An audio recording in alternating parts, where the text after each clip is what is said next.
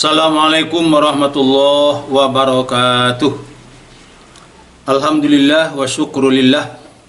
Wassalatu wassalamu ala rasulillah Muhammad Rasulullah sallallahu alaihi wasallam, la nabiyya ba'dah. Yang kita hormati bapak-bapak, ibu-ibu, para pendengar rahimakumullah.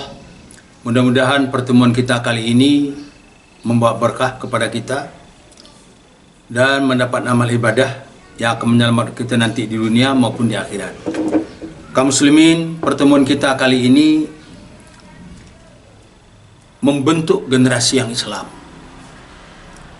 Kita lihat dalam Al-Quran yang pertama, dalam surat 4 ayat 9, bunyi ayat begini: wal yakhsal lazina law taraku min khalfihim zurriyatan di'afa khafu alaihim falyattaqullah wal yaqulu qawlan sadida.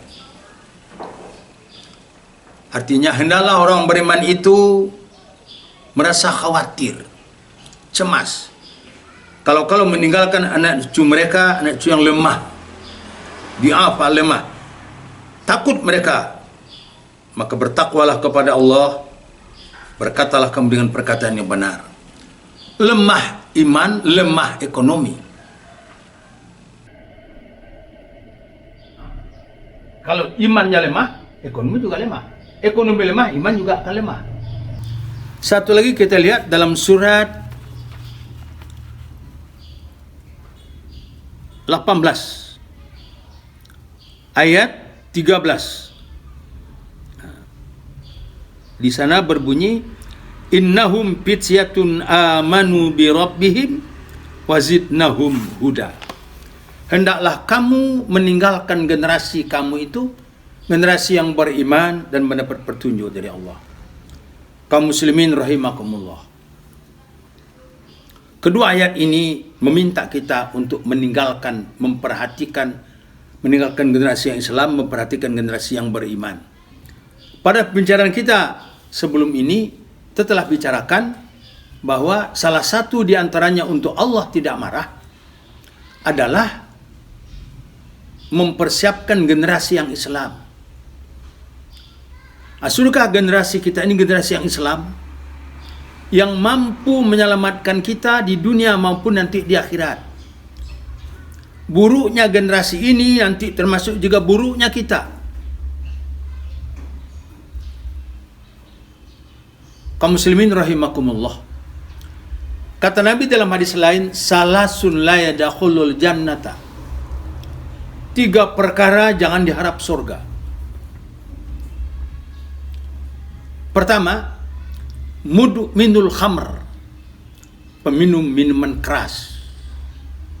Apakah bir, TKW, gimlet, ekstasi, nipam, putau, sabu-sabu, ganja, morfin, marijuana, kafein, heroin, segala macam, asal memabukkan.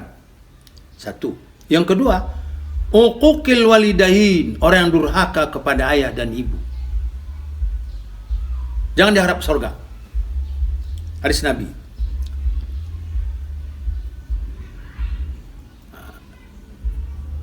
Yang ketiga, ad-dayus, apatis. Orang tanya Rasulullah, ya Rasulullah, ma huwa dayus? Ya Rasulullah, apa itu dayus? Apa jawab Nabi? Qala, ad-dayus bara'atum min ahlihi. Ad-dayus ialah orang yang lepas diri pada urusan keluarganya. Kaum muslimin rahimakumullah. Kita perlu mempersiapkan generasi akan datang lebih bagus daripada generasi kita. Dan malah generasi yang mampu menyelamatkan kita di dunia maupun di akhirat. Sebab generasi yang baik itu dia bermohon kepada Allah, kita akan terima nilainya, bagus nilai kita.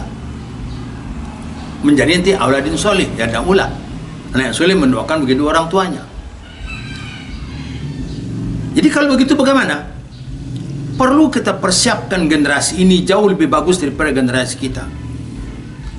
Walaupun tantangan saat ini bukan main banyaknya, Masya Allah. Para remaja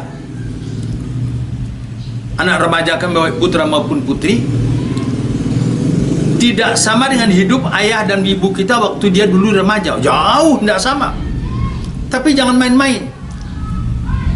Dulu tantangan tidak banyak, sekarang tantangan bukan main banyaknya. Artinya apa? Kalau tantangan banyak kita jalani, banyak kita lalui, banyak kita ikuti, otomatis nanti juga nilainya lebih tinggi.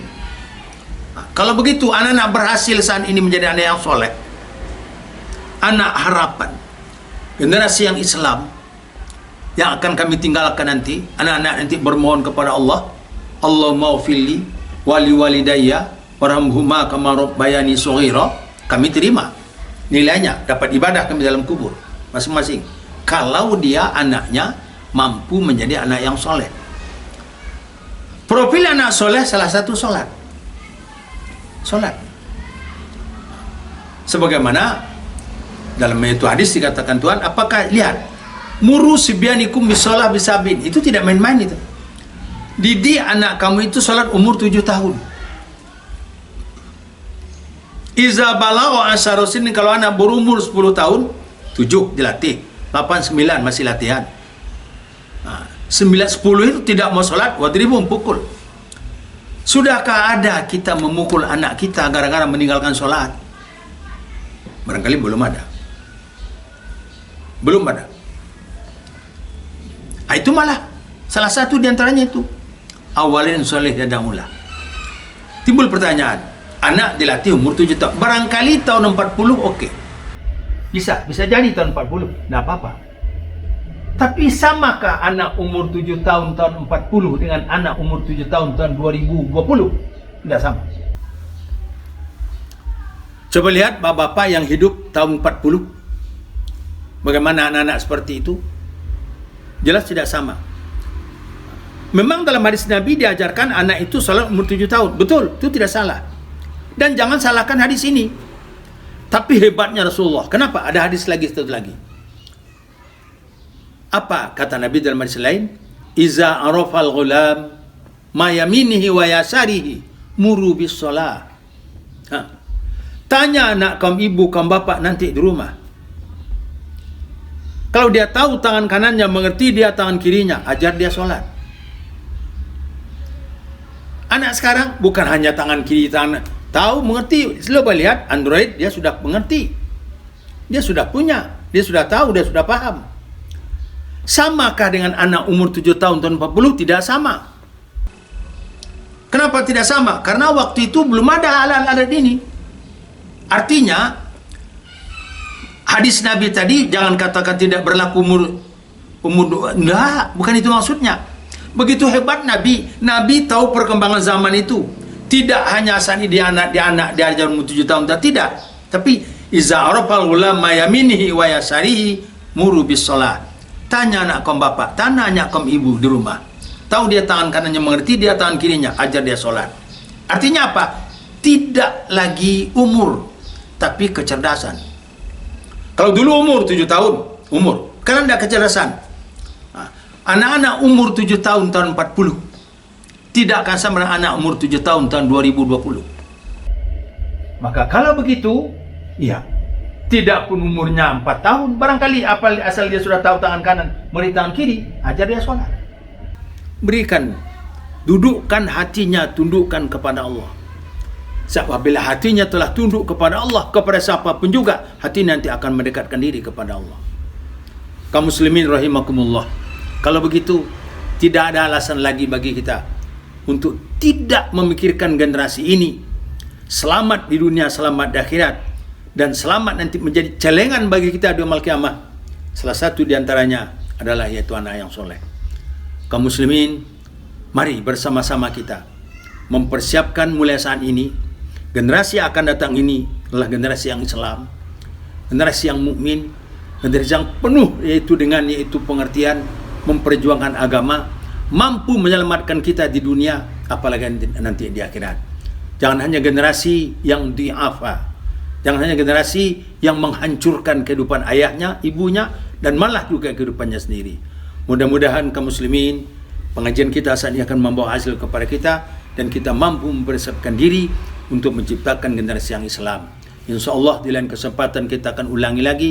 Assalamualaikum warahmatullahi wabarakatuh.